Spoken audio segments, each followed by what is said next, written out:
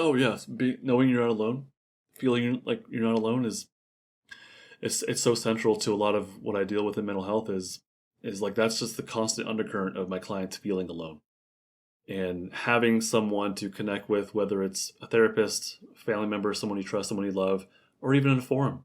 Like, oh, I'm not alone. I'm not different in my responses. Other people have been through or are going through the same thing. There's a lot of value in that and feeling that lack of aloneness, feeling that support. Yeah, very important. I have some familiarity with it, and it seems legit to me. It's not about hacking the vagus nerve. It actually comes from Dr. Porges. What it does is, as best I understand it, is it actually helps. And it was built for people with autism, and has shown to be, from what I understand, really effective. And now it's kind of bleeding out into other therapeutic populations. But the idea is that you're stimulating the inner eardrums to like open and close, and as we do things like that or like slowing down our breathing, that can trigger our safety state to come on. So if people like are breathing deeply or shallow into their chest or into their shoulders, that's probably more flight fight energy. But if you can slow your exhale, yeah, if you can slow your breath on the way out, that actually activates the parasympathetic system, which is the safe and social system. And so you can actually activate, if you can mindfully do so, and then extend how long you're activating that system, it just can help you get to a baseline. It can help you to relieve some of that flight fight energy. It can help. So I believe with Safe and Sound Protocol, it's actually activating some inner eardrum stuff, which is activating the safety state. But it's not just that, because there's also co-regulation there. The parents are in the room. There's a therapist in the room. So there's lots of co-regulation happening. Plus the music. The music is supposed to be very prosodic, which means like lots of range of up and down voice and whatnot, and not like hip hop or heavy metal or the screaming and yelling. So that when you have vocal prosody, something like that can actually help you activate your own safe and social state. So being around safe people, that's kind of the idea, is activating your safe and social state through prosody, through that musicality of voice. That's my understanding of it. Well, we also can't expect perfection. It's okay to make mistakes. And not having vocal prosody doesn't mean you're making a mistake. Being in a defensive state does not mean you're making a mistake. We just don't want it to be out of control. You know, I'll lower my voice with my kids and say like, no, like they know when I'm serious. But that's a heck of a lot different than losing control and swearing or yelling or like just shaming them. Like that's a heck of a lot different. But they'll know like, no, it's time to go to bed. Like my voice drops, but I'm still okay. I'm still in my safety state. I can still roll with the punches. But it's just like, no, it's time for bed. So that's not bad.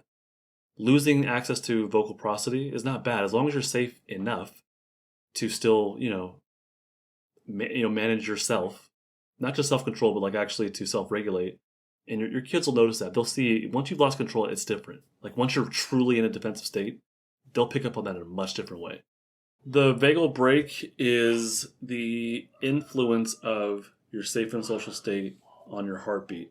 And what that means is if your safe and social pathways, those biological pathways, if they're active and strong enough, it'll keep your heartbeat at a calmer pace. And if that's true, then as that defensive energy surfaces or resurfaces, or as the freeze energy, the stuck trauma stuff, if that starts to come out, then your vagal brake will keep your heartbeat at a calmer pace. So it won't feel like rage and overwhelm and panic. It'll feel, the experience is a lot different. And so having the vagal brake strong is a really good thing. And the way you do that is by activating your safety state and being in there as much as you can.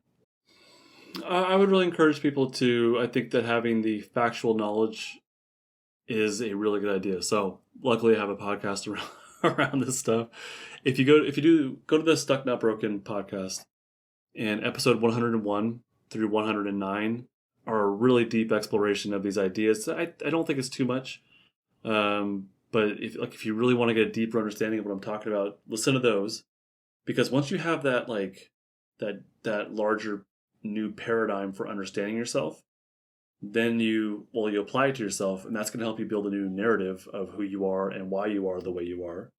So having the factual knowledge and then applying it to the self can just help build a more normalizing, validating narrative of who you are. The other thing I would do after that is you mentioned safety anchors, identify what brings you to safety. Like, I mean, I do not encourage people to start delving into the pain. I would really encourage people to identify what brings them to safety and do as much of that as mindfully as you can. I think the first one that consistently pops in my mind is that you're normal. All of us are. There's things that we go through in life, or events that we don't have, attachments that we don't have, and it leaves us potentially in a stuck defensive state. And that's not because we're defective. We're just normal, and we're stuck, not broken, like my podcast says. This is an issue. It's not an issue of being defective or broken or anything like that. It's to me, it's like an expected outcome of how we may have been raised, or even not just how we were raised, but things we survive even as adults. This is not abnormal, in my opinion. The stuff we went through is abnormal, but the state that we're stuck in is not exactly abnormal. I wouldn't say that. No, the vagus nerve is a nerve that connects the brainstem to pretty much the rest of the body.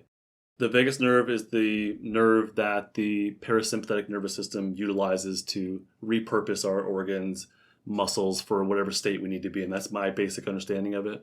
The vagus nerve is actually not the most important part because, as Dr. Porges calls it, the vagus nerve is a conduit. It sends messages. It's not the thing in and of itself that needs to be stimulated or hacked. That's not the point. The point is, what communication is our brainstem sending to the rest of our body? And what is the communication that our body is sending back up to our brainstem? So it's a feedback loop. And I talked to Dr. Porges or interviewed him, and that's kind of what he said was the feedback loop is what's important, not the nerve itself. The nerve is just, it's kind of like it's a highway. Like the messages,